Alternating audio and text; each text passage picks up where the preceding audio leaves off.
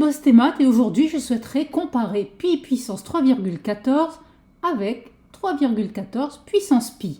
Pour ça, on va faire le raisonnement un petit peu à l'envers. On va supposer que pi puissance 3,14 est plus petit que 3,14 puissance pi.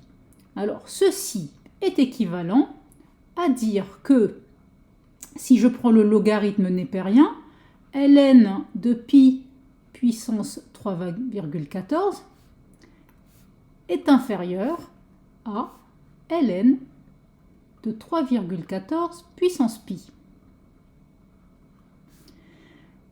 Et là, on applique une formule du logarithme népérien qui nous dit que ln de a à la puissance n, eh bien, ça revient à mettre la puissance n devant le ln en produit, et donc ça fait n fois ln de a. Donc, c'est ce que je vais faire ici avec ces deux puissances. Donc, je vais les mettre devant les logarithmes népériens, et donc, cela est équivalent à dire que 3,14 fois ln de pi est inférieur à pi fois ln de 3,14. Ceci équivaut à dire que, eh bien, je vais diviser le tout par pi, donc j'ai ln de pi sur pi, et je vais diviser le tout par 3,14, donc ici je vais avoir ln de 3,14 sur 3,14, et comme je divise par des nombres positifs, cela garde le même sens. Donc voilà où j'en suis dans ma démonstration. Ici, j'ai une idée. J'ai envie, je ne sais pas si tu vois comme moi, mais j'ai envie de poser une fonction f définie par f de x égale ln de x sur x. Et je vais travailler sur l'intervalle 0 ouvert plus l'infini, puisque c'est là où la fonction ln est définie. Alors pourquoi j'introduis cette fonction f? Tout simplement parce que f de pi va me donner ce nombre-là, ln de pi sur pi, et f de 3,14 va me donner ce nombre-là, ln de 3,14 sur 3,14. Et donc, il suffira que je compare f de pi et f de 3,14. Alors, pour faire ceci, eh bien, je vais essayer d'obtenir le sens de variation de f, et pour cela, je vais donc dériver la fonction f et calculer f' de x. Alors, ma fonction f ici, c'est un quotient de la forme u sur v. Donc, tu vois, ici, on a u, et ici, on a v. Donc, si tu connais tes formules de dérivée, la dérivée de u sur v, c'est u'v moins uv' sur v au carré. Je vais donc appliquer cette formule ici. Je vais d'abord faire u', donc la dérivée de ln de x, c'est 1 sur x, fois v, donc fois x, moins u, donc je recopie ln de x, fois v', la dérivée de x, c'est-à-dire fois 1, sur v au carré, donc ici sur x au carré. Je poursuis. Ici, tu vois aisément que x sur x, ça va s'annuler, il va me rester 1, moins ln de x fois 1, eh bien, ça me fait ln de x, et le tout sur x au carré. Voilà ma dérivée. Donc maintenant, je vais aller faire le tableau de signes de cette dérivée. Et pour cela, je dois discuter du signe de 1 moins ln de x.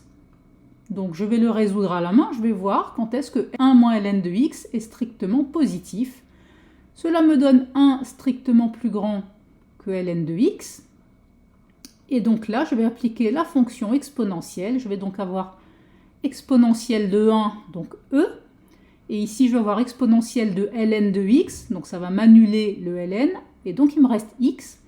Et ça ne change pas le sens puisque la fonction exponentielle, c'est une fonction croissante. Une fois que j'ai fait ça, je peux dresser le tableau de signes de ma fonction f', tout simplement parce que x au carré est toujours positif.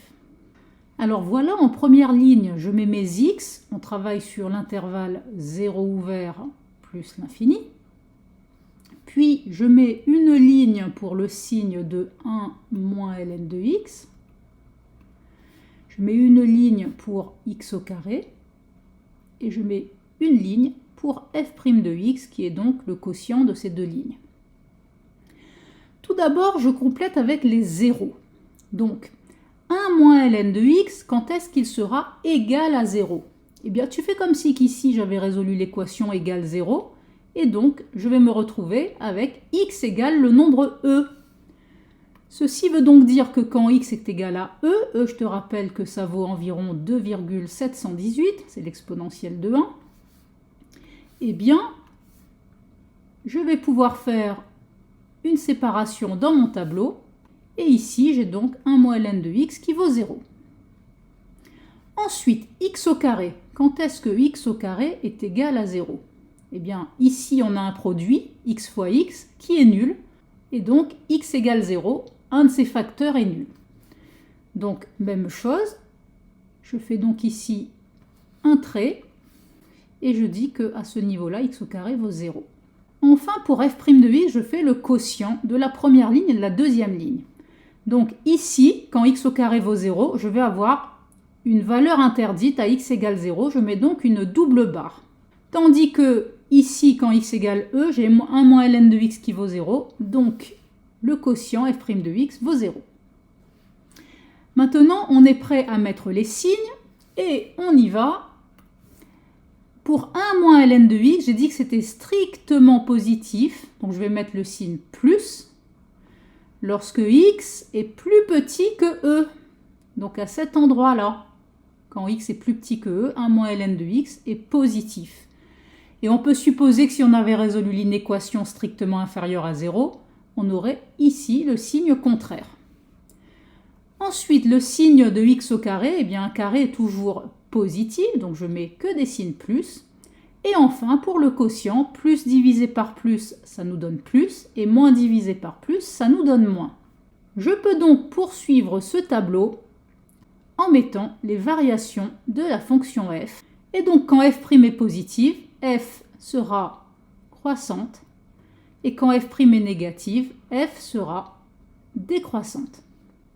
Je reviens maintenant à ce que je voulais démontrer. Je voulais comparer f de pi et f de 3,14.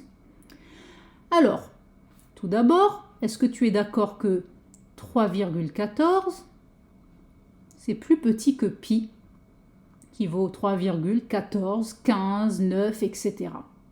Et par contre, ces deux nombres sont plus grands que le nombre e, qui vaut 2,718 environ. Donc, je vais placer sur la ligne des x ces deux valeurs. Donc, j'ai 3,14 quelque part ici, et pi qui est un petit peu plus loin. Et donc, si je regarde leurs images par f, tu vois ici que je vais avoir f de 3,14, et un peu plus bas, je vais avoir f de pi. Qu'est-ce qu'on constate donc? On constate donc que f de 3,14 est plus grand que f de pi. Donc, je vais pouvoir mettre ce symbole ici. Et on constate donc que ln de pi sur pi est bien inférieur à ln de 3,14 sur 3,14. Et tu remontes tout le raisonnement à l'envers. On a pi puissance 3,14 qui est donc bien inférieur à 3,14 puissance pi. Et on a démontré cette affirmation. Je te remercie d'avoir suivi cette vidéo sur Boss tes maths. J'espère qu'elle t'a plu. Si tu veux m'encourager, mets-moi un petit pouce vers le haut, un petit commentaire. Et n'oublie pas de t'abonner si tu ne l'es pas.